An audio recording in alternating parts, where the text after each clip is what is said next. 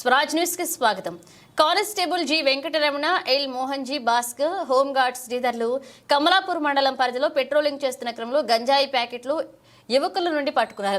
కమలాపూర్ మర్రిపల్లెగూడెం గ్రామ శివారులో ఇద్దరు వ్యక్తులు అనుమానాస్పదంగా తిరుగుతుండగా పట్టుకుని తనిఖీ చేయగా వారి వద్ద గల బ్యాగ్లో 510 గ్రాముల ఎండు గంజాయి చాక్లెట్ల మాదిరిగా ఉన్న గంజాయి చాక్లెట్ ఒక్కొక్కటి 75 గ్రాముల కలవిని స్వాధీనం చేసుకున్నారు.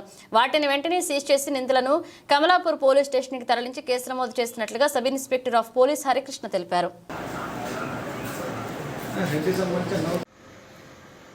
నిన్నటి రోజున మర్రిపల్లెగూడెం గ్రామ శివారులో పెట్రోలింగ్ చేస్తూ ఉంటే ఇద్దరు వ్యక్తులు అనుమానాస్పదంగా టేక్ చెట్ల పొదల్లో కనబడితే అటు ఇద్దరు వ్యక్తులను విచారించగా వారి బ్యాగులలో ఒక గంజాయి సుమారు 500 గ్రాములు, అదేవిధంగా వారి దగ్గర చాక్లెట్లు లభించడం జరిగింది. వాటిని పరిశీలించి చూడగా ఇవి గంజాయి మత్తు పదార్థానికి సంబంధించినగా గుర్తించడం జరిగింది.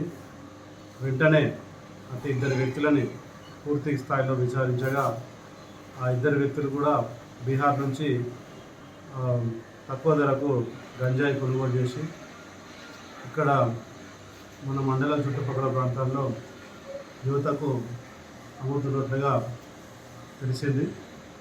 కాబట్టి ఇమ్మీడియట్లీ వాళ్ళిద్దరిని పంచనామా చేసి వారి దగ్గర ఉన్న గంజాయి సీజ్ చేసి ఇవాళ రోజున వాళ్ళని